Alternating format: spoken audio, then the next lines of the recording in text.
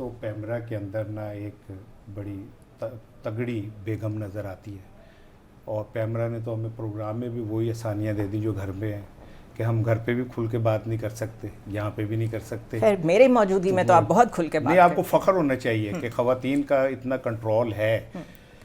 लेकिन मैंने एक 2-3 छोटे छोटे मासूमाना सवाल थे, मैंने कहा मैं आपके तवस्सुल से पैमरा को तक पहुँचा दूँ। नहीं, आप डायरेक्ट कि क्या पैमरा ने जो मियाँ नवाज शरीफ साहब और मरियम साहिबा के ऊपर पाबंदी लगाई थी स्क्रीन पे आने की, और नोटिफिकेशन भी जारी किया था, तो क्या वो वापस ले लिया है कि या नहीं लिया है? अब हमने उस पर अमल करना है या नहीं करना, क्योंकि नोटिफिकेशन तो वापस नहीं हुआ जिसमें इन्होंने हमें कहा था कि आपने नवाज शरीफ साहब का नाम नहीं लेना और उन्हें जिक्र नहीं करना, और मरियम साहिबा का। तो मुझे नहीं पता कि वो नोटिफिकेशन वापस हुआ है या नहीं हुआ है।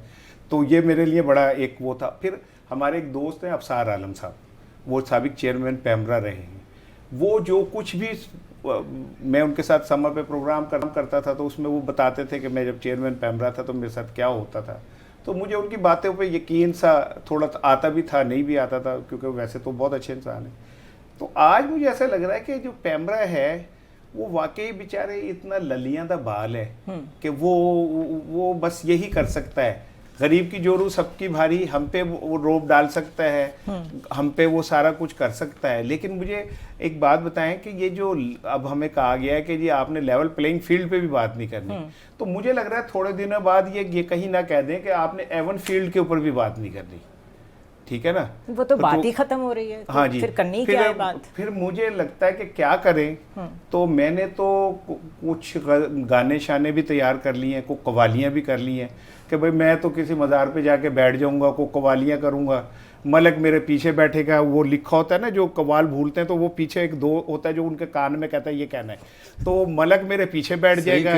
ठीक है ना, मलक वो बताएगा। खान साहब से दोस्ती का कुछ तो फायदा तो होगा ना। और पार्ट टाइम मलिक साहब आपको जरा एक्टिव होना पड़ेगा, क्योंकि जो वेल आएगी वो भी आपने मेरे ऊपर से छलांग मार के ना उसे पकड़ना है ना। ठीक है ना, ये मूर मसूर की दाल नो ना डॉन।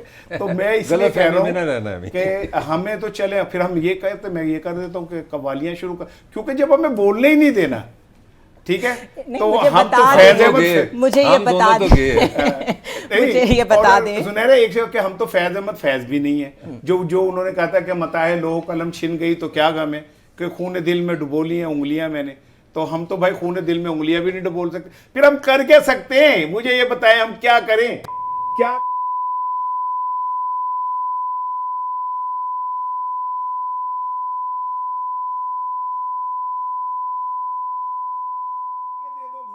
कि हमने सुबह उठ के और रात तक हमने करना क्या है?